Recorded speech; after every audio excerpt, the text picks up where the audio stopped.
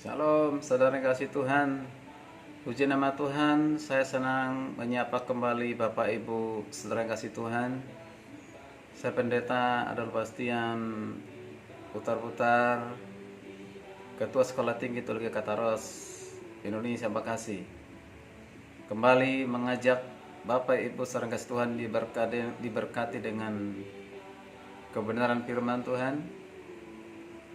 Terutama dalam kesempatan ini kita belajar hidup dipenuhi oleh Roh Kudus.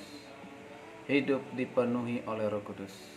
Sebelumnya saya akan bacakan satu firman Tuhan dalam Efesus pasal yang ke-5 ayat 18. Pasal yang ke-5 ayat 18 berkata demikian, "Dan janganlah kamu mabuk oleh anggur, karena anggur menimbulkan hawa nafsu. Tetapi hendaklah kamu penuh dengan roh." Saya akan mengulang satu kalimat yang sangat menarik yang menjadi perhatian kita, yaitu hendaklah kamu penuh dengan roh. Hendaklah kamu penuh dengan roh. Dalam bahasa Alkitab sehari-hari, yaitu hendaklah kamu terus-menerus dipenuhi oleh Roh Kudus.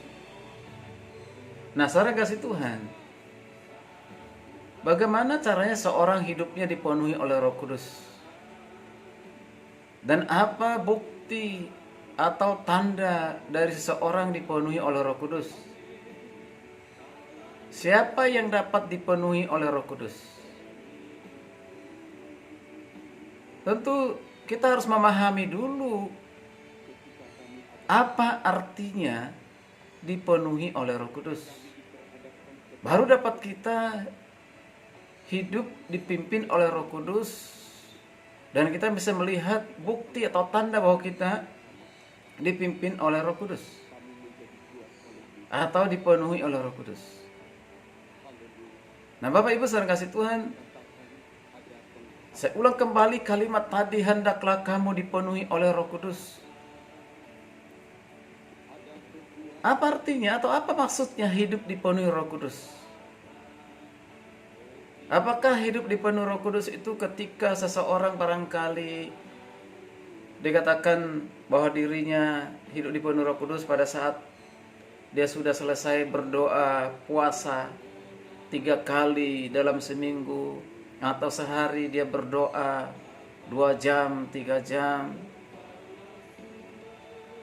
atau saya dipenuhi Roh Kudus karena setiap hari Minggu saya beribadah di gereja 3 kali, ibadah di gereja 3 kali saya ikuti. Apakah juga dikatakan orang yang dipenuhi Roh Kudus itu ketika dia rajin memberikan persembahan di gereja maka itu dipenuhi Roh Kudus?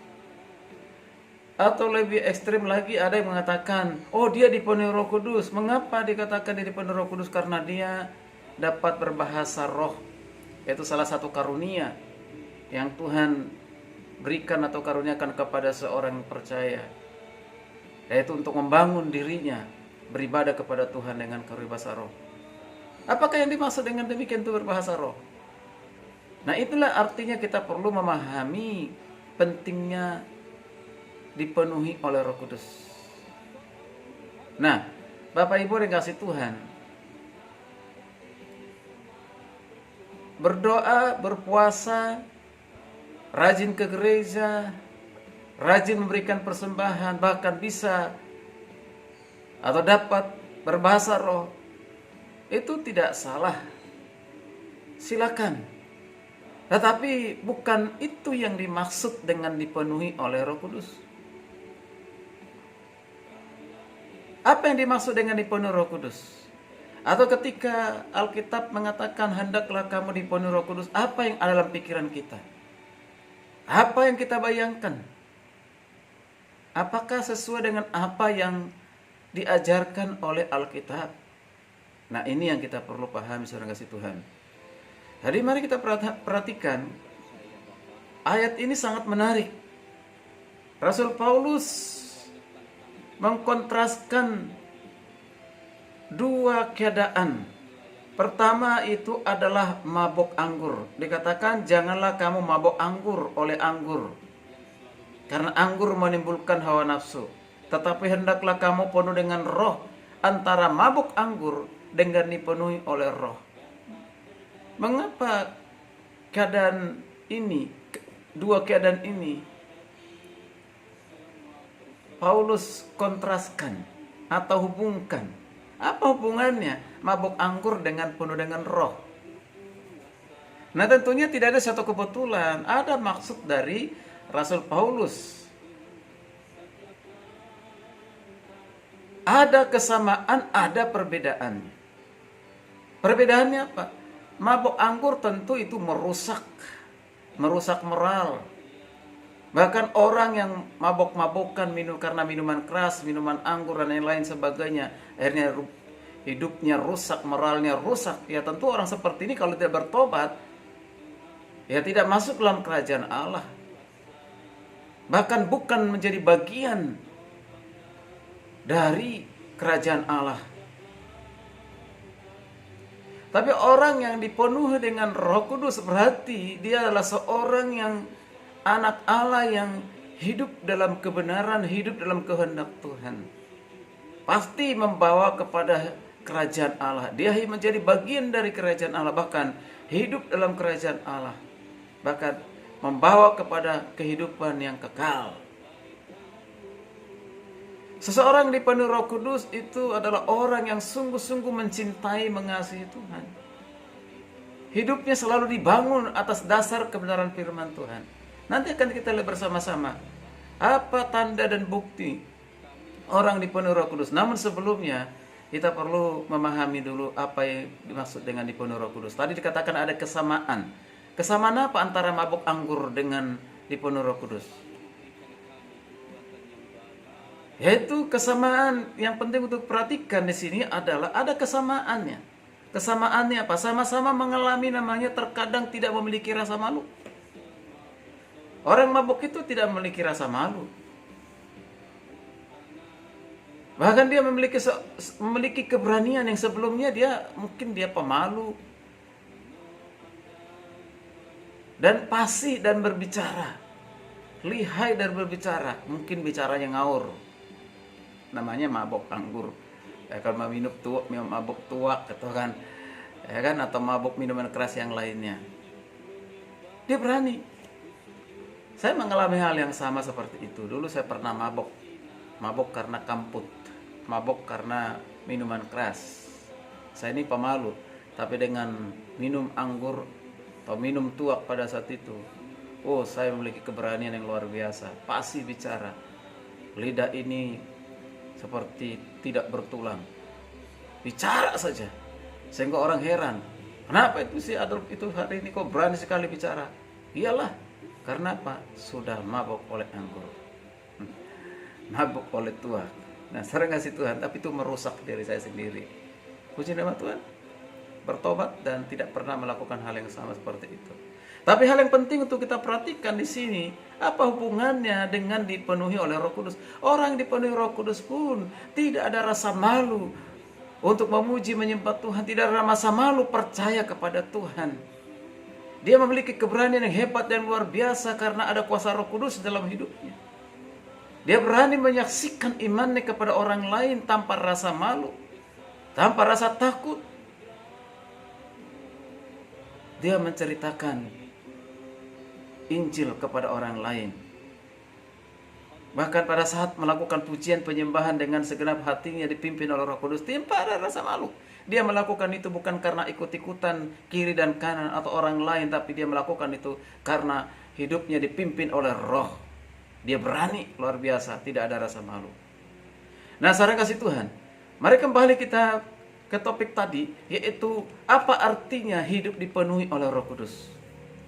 Nah, hidup dipenuhi oleh Roh Kudus. Kalau mau kita perhatikan apa dikatakan oleh Rasul Paulus, hendaklah kamu dipenuhi oleh Roh Kudus.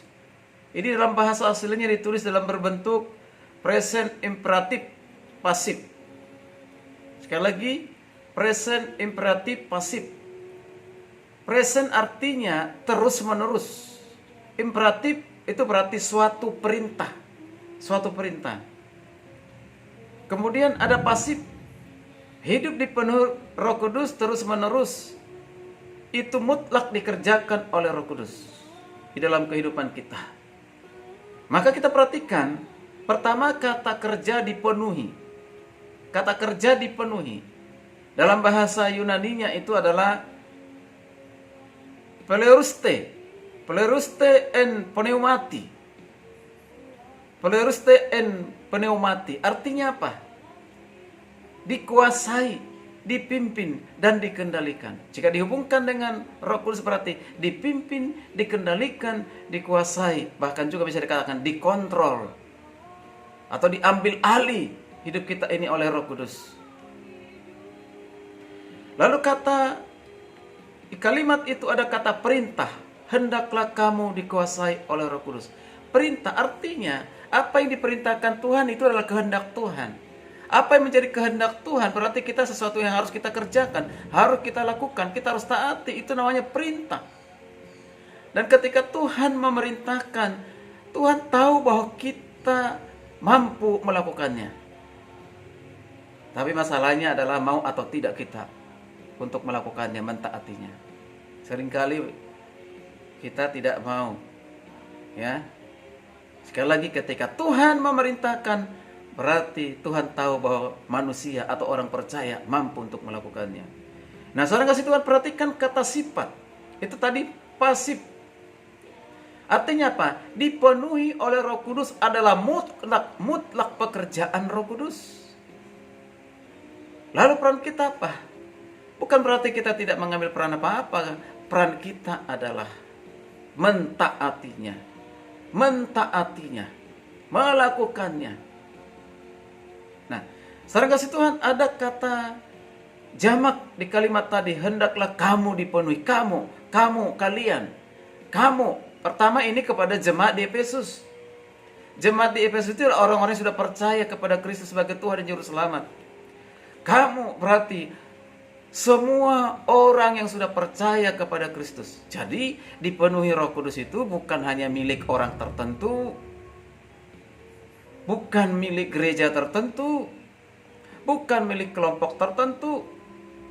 Setiap orang percaya seharusnya dipimpin, dikendalikan, dikuasai, dikontrol oleh Roh Kudus.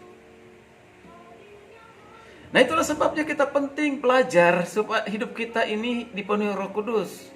Pahami dulu apa artinya hidup dipenuhi Roh Kudus supaya kita jangan salah kaprah. Ya. Nah, ini masalah waktu. Dari kalimat yang tadi, hendaklah kamu dipenuhi Roh Kudus, itu adalah waktu. Masalah waktunya kapan kita dipenuhi Roh Kudus. Seharusnya kita dipenuhi oleh Roh Kudus itu secara kontinu atau terus menerus. Terus menerus. Tapi dalam kenyataannya apakah orang-orang percaya hidupnya terus menerus dipenuhi Roh Kudus? Belum tentu.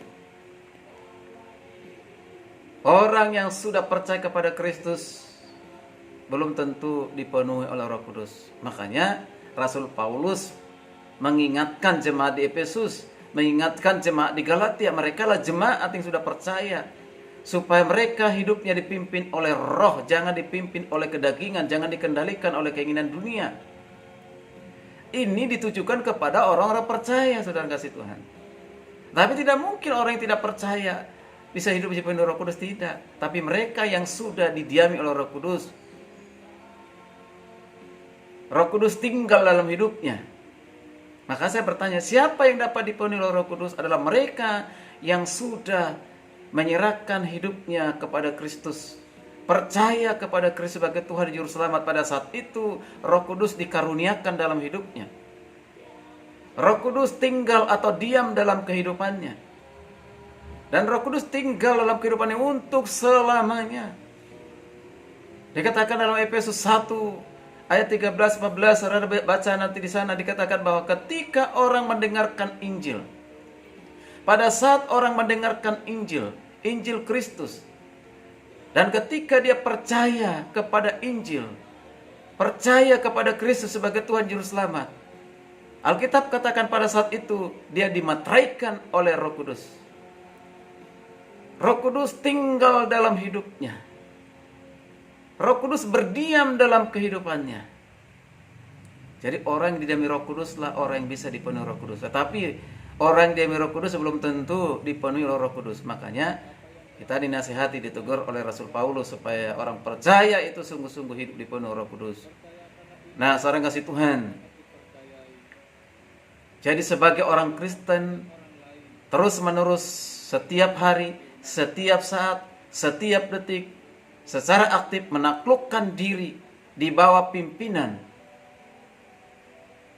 inisiatif dari Allah sendiri memimpin kita dan kita mentaatinya. Jika kita terus-menerus secara aktif berada di bawah pimpinan kuasa Roh Kudus, maka hidup kita adalah hidup yang mengalami perubahan terus-menerus, pertobatan terus-menerus.